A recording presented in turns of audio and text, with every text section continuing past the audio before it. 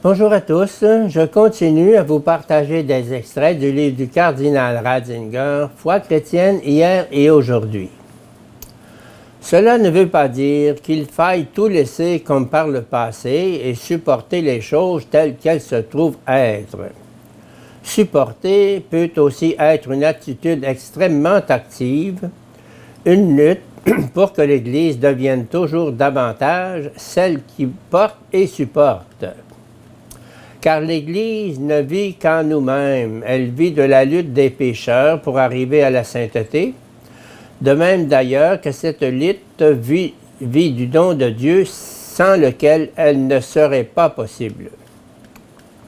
Mais une telle lutte ne devient féconde et constructive que si elle est animée par la volonté de supporter, par une charité réelle.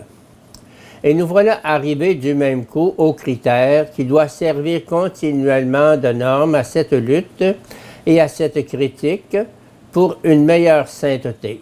Lutte qui non seulement n'exclut pas, mais exige le support mutuel. Ce critère, c'est le caractère constructif. Une dureté qui ne fait que détruire se juge elle-même. Une porte que l'on claque peut devenir, il est vrai, un signe qui réveille ceux qui sont dedans.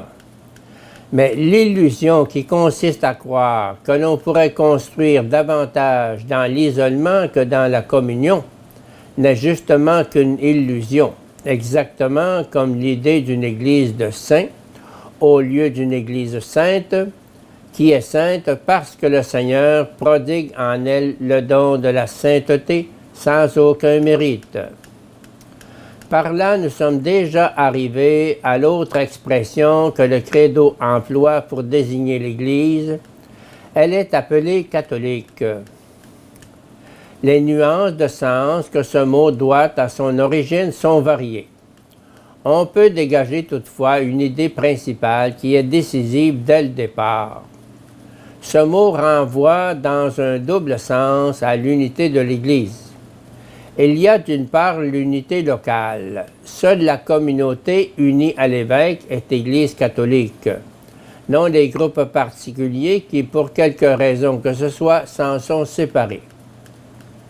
Il y a ensuite l'unité des nombreuses églises locales entre elles, qui ne doivent pas se renfermer en elles-mêmes et qui ne demeurent églises qu'en étant ouvertes les unes aux autres, en formant une unique Église par le témoignage commun de la parole et de la communauté de table eucharistique, ouverte à tous et partout.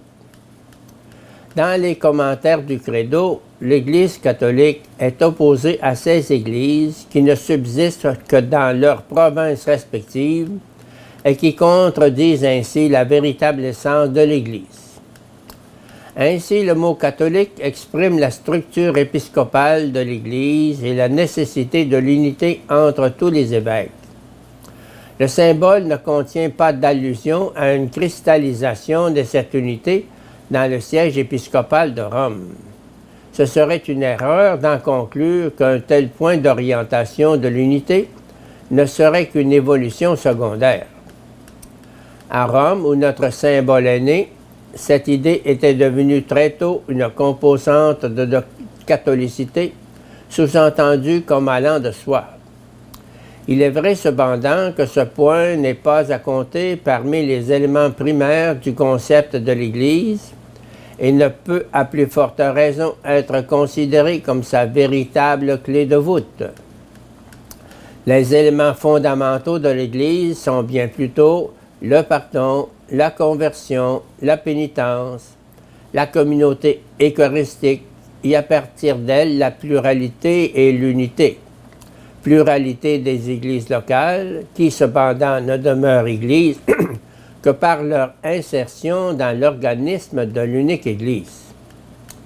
L'unité est constituée d'abord par la parole et le sacrement. L'Église est une grâce à l'unique parole et à l'unique pain. L'organisation épiscopale apparaît à l'arrière-plan comme un moyen de cette unité. Elle n'est pas là pour elle-même, mais appartient à l'ordre des moyens. Sa position doit être définie par le petit mot « pour », Elle sert à la réalisation de l'unité des églises locales en elles-mêmes et entre elles. Et dans le même ordre des moyens, le service de l'évêque de Rome constitue encore un stade ultérieur. Une chose est claire, l'Église ne doit pas être conçue à partir de son organisation. C'est l'organisation qui doit être comprise à partir de l'Église. Du même coup, il est clair que pour l'Église visible, l'unité visible est plus qu'une organisation. L'unité concrète de la foi commune, attestée dans la parole et de la table commune de Jésus-Christ, est partie essentielle du signe que l'Église est appelée à instaurer dans le monde. Ce n'est qu'en étant catholique, c'est-à-dire visiblement une malgré la pluralité, qu'elle correspond à l'exigence du symbole. Elle doit être, dans notre monde déchiré, signe et moyen de l'unité. Elle doit dépasser et unir les nations, les races et les classes. Nous ne savons que trop à quel point elle a souvent failli à ce devoir. Déjà dans l'Antiquité, elle avait du mal à être à la fois l'Église des barbares et l'Église des Romains. Dans les temps modernes, elle n'a pas pu empêcher la lutte entre les nations chrétiennes. Et aujourd'hui encore, elle ne réussit toujours pas à créer entre les riches et les pauvres des liens tels que le surplus des uns serve à rassasier les autres. Le signe de la communauté de table est loin d'être réalisé. Et malgré cela, on n'a pas le droit de méconnaître tout ce que la prétention à la catholicité n'a cessé de poser comme exigence impérative.